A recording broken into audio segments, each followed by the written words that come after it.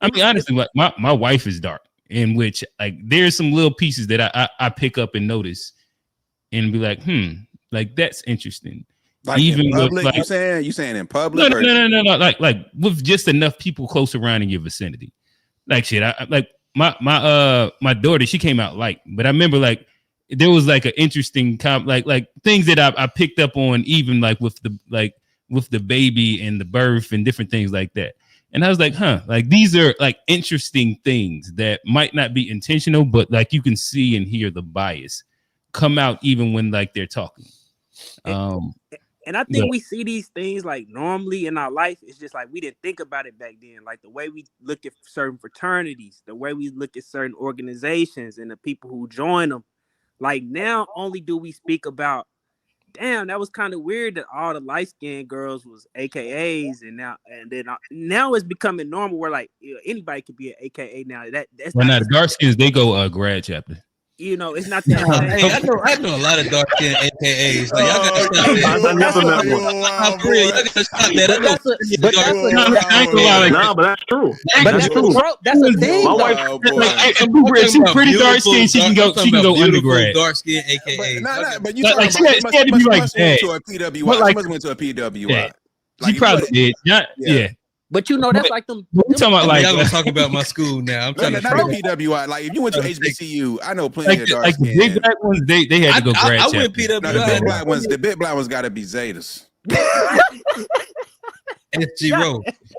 No, it usually is one of those two, to be honest. Yeah, the big ones. The big ones go Zeta. You don't see light skinned Q dogs. You normally don't see like Q dogs have a. It's a thing, right. And it's a history to why they usually Kappas. It's all these like it's all these type of tropes that they come from historical stuff, because a lot of those fraternities, the reason why they created another fraternity is because the original fraternity, Alpha Kappa Alpha, was classes and colorists, so they had to create another one for the people who didn't fit into that one. So it's just like that's why I feel like older generations is more like on that tip than like new age kids and stuff like that. But so I think colorism is like not as bad as it was back in the day. That's my take on it. Yeah. Kofi, is there an underpinning of colorism within some of, not saying that it is all of, but some of the Black identity conversation? Yeah, we're all subject to that due to the environment that we're in. You know what I'm saying? During slavery, post-slavery, after slavery, these systems are still in place. As you guys mentioned, no one ever came to Black people and said, you know what? It doesn't matter if you're very dark to very light, you're all Black and you should be happy and be proud of it. So we're on ourselves. We had to deal with that internally, and it's how it showed itself. So you said something that not too many people, a lot of people from the Caribbean, like where I'm from, they like to use this when they describe people that are more light skinned. And my father used this all the time. So if there was two people there and you say, hey, you know what, give this person $20 that I owe this person $20. Yeah, which one? He'll say, oh, not that one, the fair skinned one. So me thinking like, wait, so the fair skinned one is lighter. So if the other person is dark skinned, that means they're also unfair.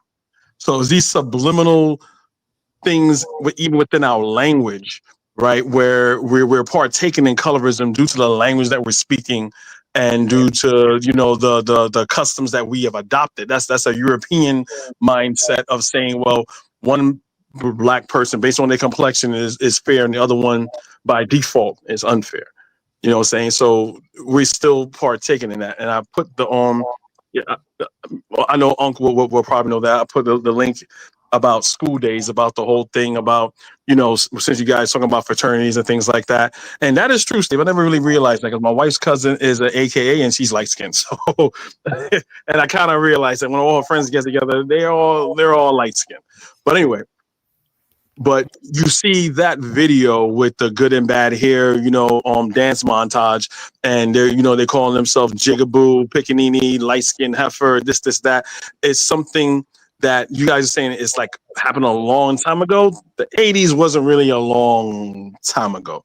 And some of that stuff carry over. Now, depending on what generation you're talking about, then okay. But this is something that is recent. It's not something in the distant past. And the other thing, G said something about when white people see a person from the Caribbean or Africa and a dark skinned person, they know, like, that makes no sense. You got to show me what's what I said. That's not what I said, Kofi. That's not what I said. What do you say?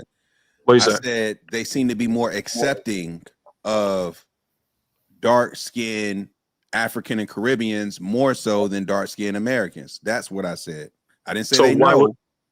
So why would that? So what part of their skin complexion is different than a dark skinned person that's American? That's what I'm not getting.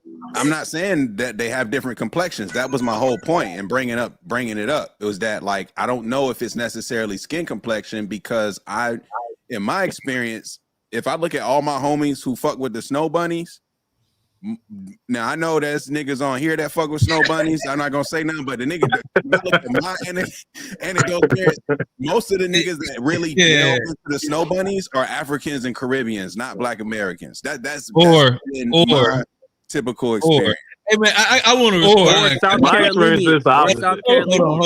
Hold on. Or South Carolinians, right? My experience, Africans, Caribbeans, or South Carolinians. One of the three. Hey, I'll take that. Like, I'll take that. I did what I did, and it's whatever. But like, it's whatever. I do want to respond to Kofi though, because he was talking about Pickaninny and like it was a bunch. He said Jigaboo. He said a bunch of. Well, he was quoting School Daze, and I that's cool, and I get it, but like. We act like light skinned niggas wasn't called house niggas and like untrustworthy. And there's a lot of light skinned tropes when it comes to like being black, being FBA, where like the light skinned niggas are almost untrustworthy, because even if you go back to slave days, those was the house niggas. Those was the ones that was snitching and telling on motherfuckers, and you really couldn't trust them. So like the light skin, like. So you saying like through the 70s, 80s, and 90s, they ain't really trust light skinned niggas? I think part of that goes. I think part of the softness and like if you're talking about what's rooted in colorism, I think a lot of like the hatred, or not even hatred, but there's like a lot of shit that goes back like, on both sides. Most about of the light skinned niggas and about like dark